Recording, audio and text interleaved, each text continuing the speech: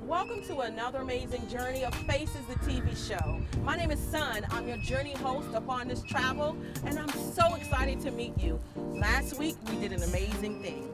Come along on this next journey with us. I'm so excited about it. You hear the kids playing in the background? Hey, Tree.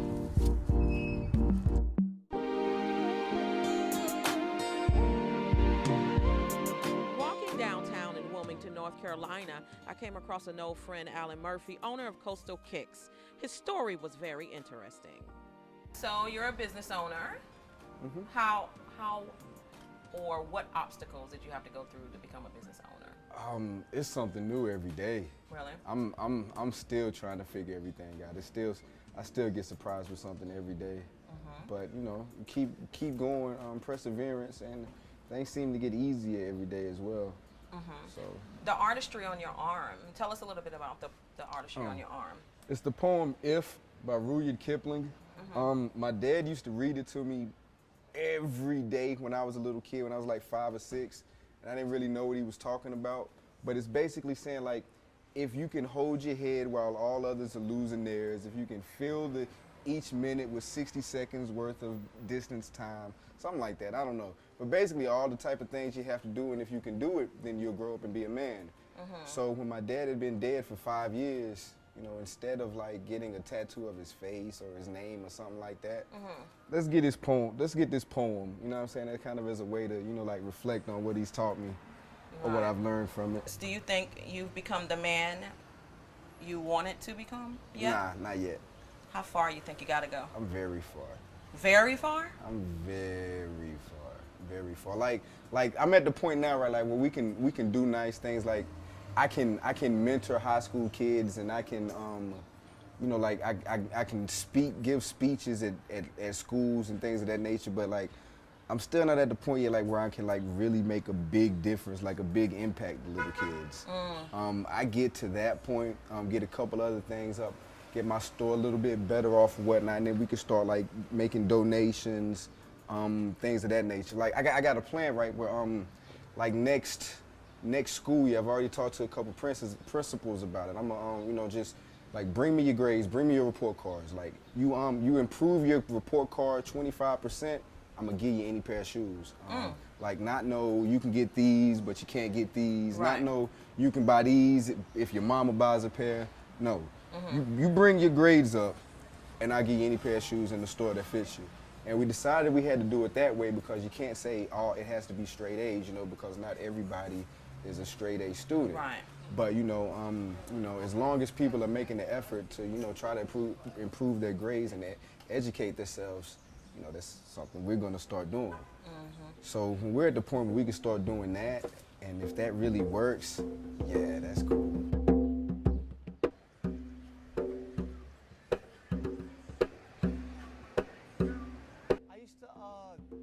I used to travel around the United States a long time ago.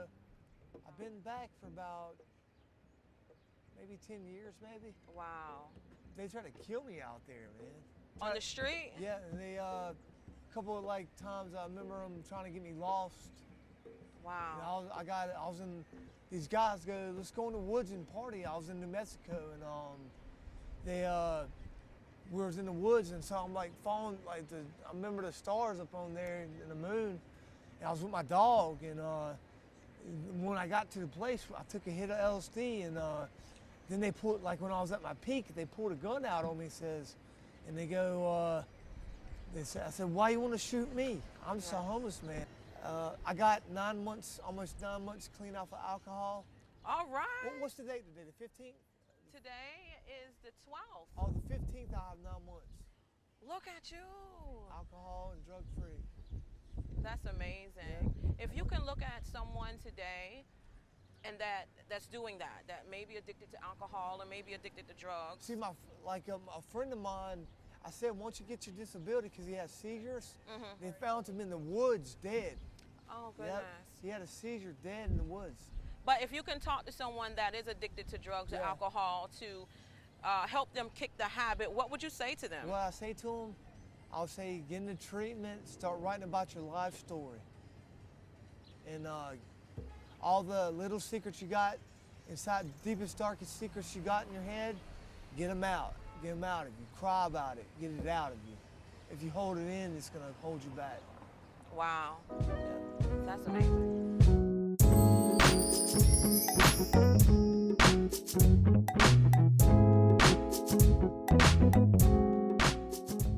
Here's a new segment we like to call Happy Faces. Ella Catherine's 11 months. She's having fun walking on the new boardwalk, and Braylon's showing us how to do it. Beautiful weather, seeing children play, hearing their laughter, that makes me happy. Your grandson's here, Yes, he is, Graham, 6 years old, 6 years old. and that makes you feel amazing. It makes me feel amazing just to be here and be able to see him play. I like to act and sing, and I love swimming, and I love playing volleyball. Wait a minute. You said singing. I heard that. So if I ask you to sing something right now, would you sing it? No. No?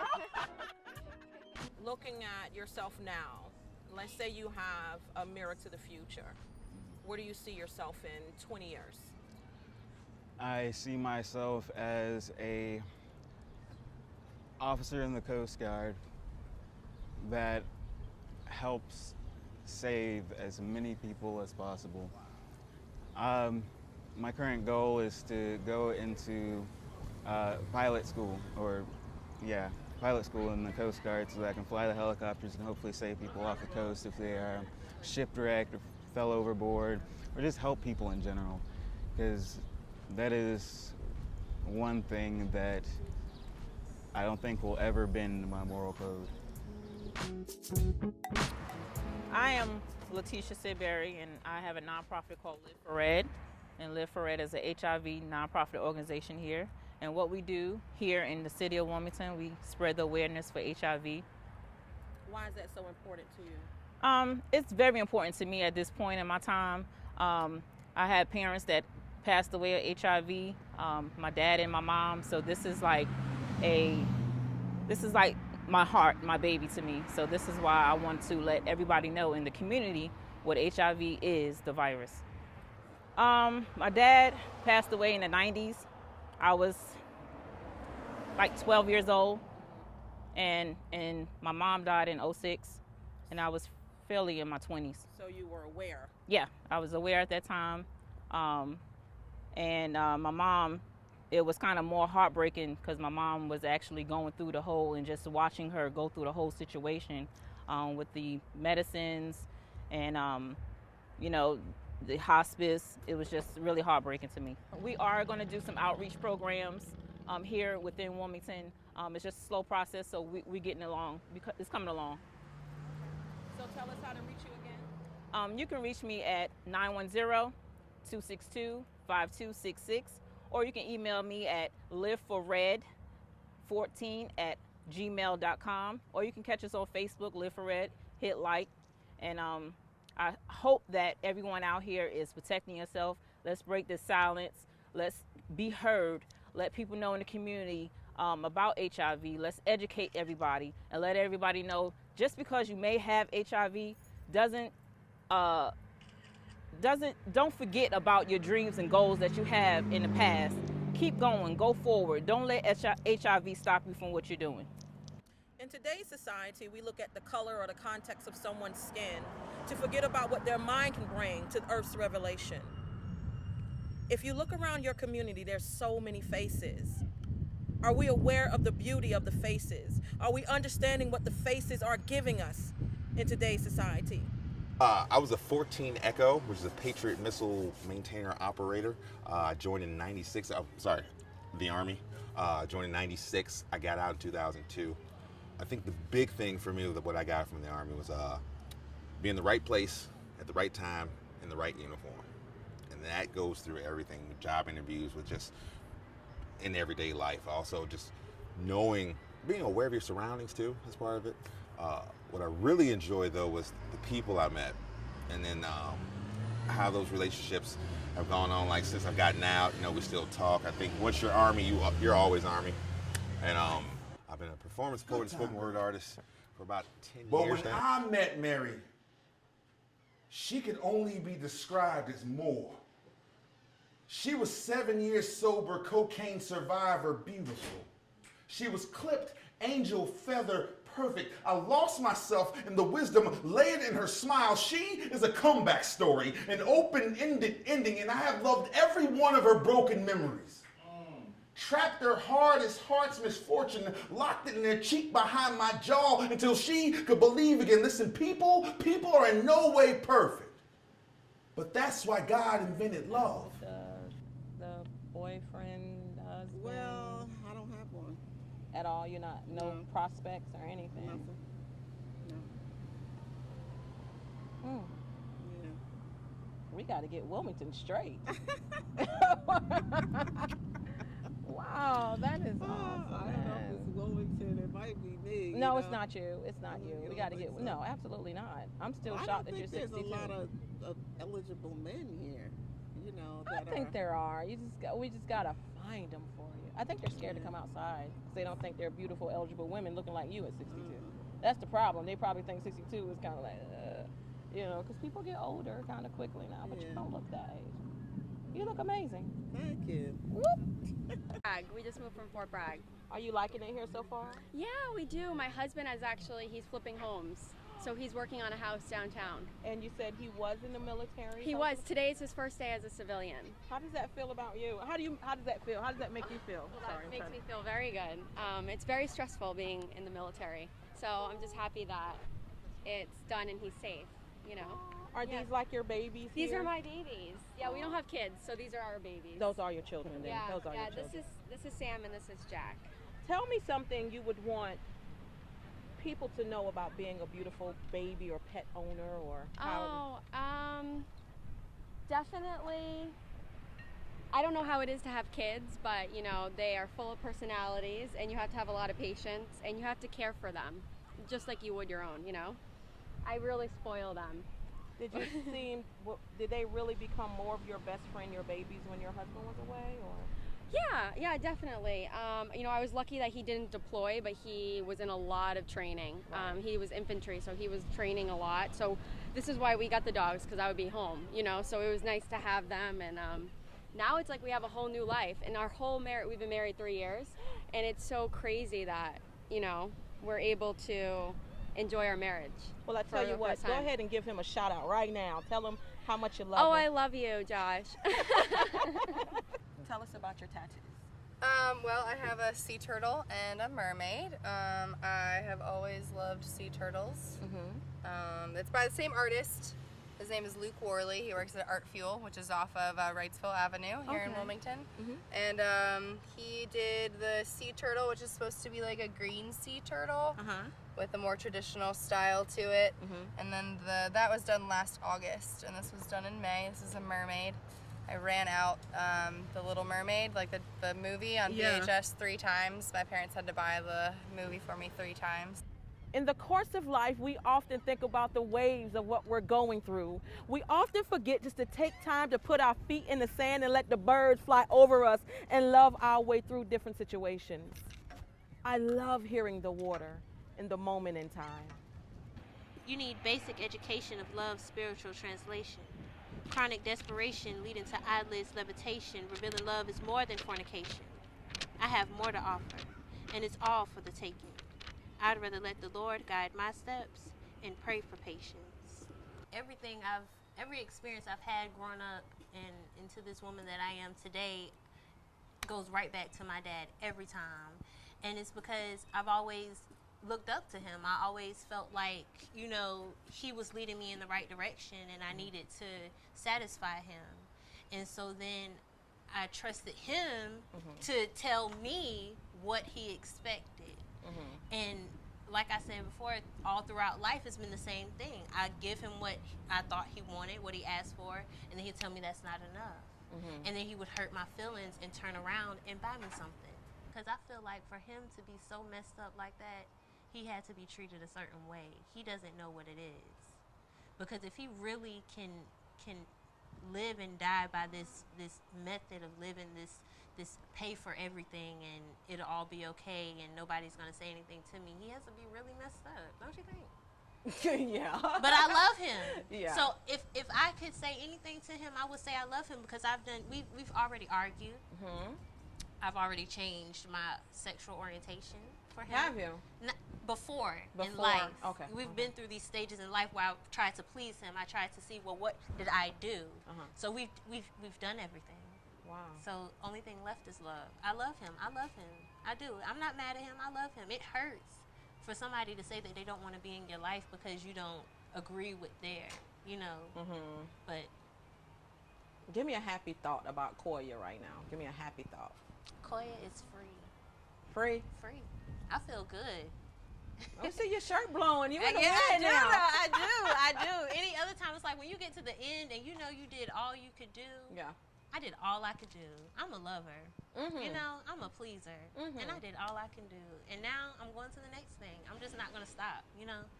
Before I would stop and try to figure it out, you know, because I love, you know, I love my people. I love my circle. I try to figure out what's the problem, what's going on. But right now, it's not worth it anymore. Well, all right, for the love. If you don't want to be in the circle of love, when I say I love you, you don't want to say anything back, I got to go. Well, say It's it. all right. Say it. I love you. I love you too, honey. This is my father, complete with his own unconventional flair for fashion, combining sweatpants with everything. His calling card dry sense of humor was a staple in our suburban home his whole life. He just wanted to connect with me. But his job kept him traveling. Monday through Fridays, a vain road of his own discontent. But every Saturday, he was up early making pancakes, grooving to 70s tunes, telling me and my brother we had no idea what real music was. He was right. We listened, we laughed, we were happy he was home. In my teenage years, our relationship began to spoil. He, unable to spend the time with me that he wanted, and I silently sought to destroy this fragile thing called me. Unaware of the waters I was wading in were tributaries in a cursed bloodline, he felt it, saw it coming, and it snatched him down in his younger years. But the road kept him away from me, kept him away from us, his family. He developed a habit. And when he told us, no one could believe him. How could this man who seldom raised his voice in anger be addicted, afflicted with cursed blood? We were a shattered mosaic of happier times. My family was disintegrating. He held us, safe in his 7-foot wingspan like a condor, and we, his left-behind hatchlings, said he was going off the treatment. Said he'd find a way to beat this thing, said his only goal in life was to live with us and to die sober. While he was away, I stumbled. Life like an anchor tied around my neck, drawing me deep into the depths of my own addiction. I didn't have his strength. I gave in to the unholy. My father, a white man who dared raise 3 black boys in a city where interracial was a 4-letter word, where whites as well as blacks called him lover for loving 3 beautiful black baby boys that black men had abandoned. We were all he knew. It never occurred to him to love us unequally in a socially segregated community where I was held up to ridicule by brothers and sisters of the same mountain because my daddy was a cracker and I talked like one. I forced rotten disillusionment into my veins for years, unaccepted by both worlds. But my father, he wouldn't let me break. He told me, son, there are those among us who violently fear that which they do not understand. 100 different forms of fear drives this storm that no man, black or white, tell you you aren't a child of God. I didn't believe him until much later on. 17 years sober when the cancer came for him, told me in his life he was no superhero. He just loved. With the full force of his gigantic frame, he gave the best of himself to each day and let the rest lie peaceful. We were all there with him when he passed, our faces overflowing with tears that seemed to stream forever, becoming blue, and his eyes still twinkling. See, he refused the morphine. He said the pain made him feel like he made the right decision. He wanted to die sober. He did that. When I closed my eyes, I could see him in the hereafter. Ever the fashion risk. The cheap white iron letters on his red hooded sweatshirt reading now more like prophecy. I am 6'6", 250 pounds. I don't play basketball. And believe me when I tell you, the weather's fine today.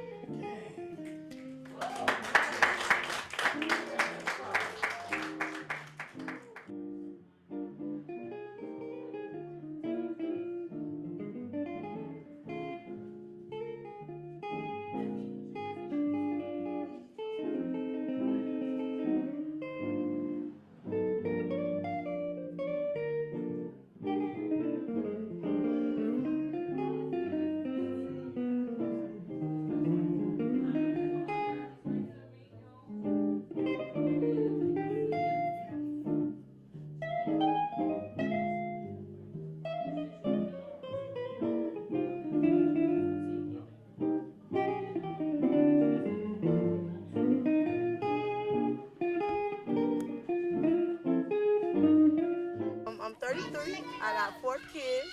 I recently moved to Wilmington, it's about to be 3 years. Just being a single parent is hard. I work daily at Walmart. Ain't too much money, but it's enough to cover my bills. I let kids be kids. I didn't have a childhood, so I let the kids be kids. They do everything. I'm dirty with them. They dirty. We just have fun and live life. Everything you do as a parent affects your child, whether it's leave another spouse, move another area, go to another habitat. It's all the same. You got to think about the children before you think about yourself. They ride bikes, from playing in water to riding bikes to jumping rope. We all can do it in the inside or outside. My kids wild, so they choose to be outside, but they do have everything, you know, that other kids got. Xboxes, tablets, mobile to-goes, drums, guitars, microphones, computers. They just rather be outside, open, wild, and free. Yeah, everybody needs somebody, you know. And it's a group out there, Mom to Mom, and you can get on there. It's a social network. Just when we feel like giving up, it's people on there that's motivated and they don't allow you to give up. You know, they push you to go harder as a parent because maybe they experience some worse things, you know, more than you. And I always find comfort on that site. This is our 12th year. Really? Yes, my husband and I started this when we moved to Wilmington, and it started out with 12 people. And it's grown over the years. We've had anywhere from 100 to 300 to 400 kids and family members out in the park. It's called the Citywide Youth. And it's about the youth, getting them to know that somebody loves them, that somebody cares about them, and to get them ready because school is getting ready to get out, and they need some positive stuff. So we had the Girl Scouts out here. We have daycare centers out here that's willing to help the moms with daycare, and then we have summer camp programs that they can call me and I can direct them to. Street Habit MC, Street Habit Vixens, and Street Habit Social Club. All right, so you're out here in the community today. So why is that important for you guys to be out here? It's important for us to show that we giving back to the community. We love giving back to the community. We love being positive role models for the kids, and we just want them to see that we're not just riding around on bikes and not giving back to the community. Everybody seems to want to do something positive, and that's one of the main reasons why we do this, to show some love and to be family oriented. It takes a village to raise a child. That's what we believe in, that it does that. The down is that the drugs, the killing, the gangs, we try to tell them you don't need that life. You can have a better life if you just find somebody to be a mentor to you. Like my son that's in the background, he's a DJ, and he's a young man, but he has a group of people, young men, that get together and try to help these other young, boys do something, especially in the summertime, because the parents are at work. They are not in school. So we try to give them something where they can get a nutritionist meal, lunch. There's different places they do free lunch. So we try to give them that direction, to show them where to go, just to keep them off the street. That's our whole main purpose of doing this, is to let them know that somebody do care about them. God blessed us to have this, and that all my babies are out here, those that I didn't have, as well as those that I do have. Grands are here, the grandmamas, granddaddies, everybody. And it's a community affair. It's just not True Foundation Ministry affair. It's the whole community, and I love community. This poem's called Good Time Girl. I love it when you just don't care. I love it when you dance like nobody else is there. When it gets hard, don't be afraid. We don't care what them people say. I love it when you don't take no. I love it when you do what you do, cause you just said so. Tell them all go home, we out late. We don't care what them people say. Mary's problem was that she drank too much. Balanced bourbon in shot glasses as deep as beakers. Her body was this well-run chemistry set. Always adding Adderall to catch up to daybreak nightmares. Klonopin is quite right for the come down. No stranger to waking up Swaddled in strange sheets, the taste of tequila turns morning mouth into a sweatshop. Questions hurled at the black. How did I get here? Where's my phone? Where's my keys? Where's my car? Who's this in the bed with me? Struggling to figure out where misplaced parked car lay and wait for walk of shame fantasy. See, Mary's a good time girl, and for her, there's always one more one-way rail to Graceland, one more broken birthday shot that puts you back into the body. Her father, he was a coal miner, and the day he graduated from high school, his father before him reached elbow deep into the ice chest, handed him a cold beer, next morning ushered him into the sanctity of his very own blessed black coal pit. Her mother was prom queen, complete with meth-soaked tiara. Some women are born lonely, so she harvested the fingerprints of other women's husbands, kept them deep in her panty line. Temptation can be a family sport. So when Mary lit the fuse to dynamite herself out of Stockholm, West Virginia, it was more jailbreak than exodus. Vowed never again to let eyes settle on cold gray, destitute West Virginia skies. Her heart pumped bass nectar, complete with this insatiable desire to burn free through love, leaving charred, heart-shaped outlines littering her landscape, the life of a good time girl. But this morning, when Mary woke up, she felt less, unmistakably less. Less than the cab fare stash in her lucky bra. She could feel all the alien fingerprints, all the little wicked white lines in her lungs holding her up. She rose up out of Mr. No-Name's glittery love shack, pointed feet towards a tomorrow previously not thought possible, a morning when thoughts didn't circle like questioning sharks. Where am I? How did I get here? Where's my phone? Where's my keys? Who's wearing my clothes? The life of a good time girl. But when I met Mary, she could only be described as more. She was 7 years sober, cocaine survivor, beautiful. What an amazing journey we both just shared, listening to people's life stories and even having happy FaceTime. I love that new segment in there. Listen, if you want to be a sponsor, a corporate sponsor like Occasions Event Center does here in Leland, North Carolina, contact us at facez, the TV show 2015@gmail.com. We look forward to hearing from you that way, and as well as going on your life journey with you. I can't wait to see you until next time on Faces, the TV show.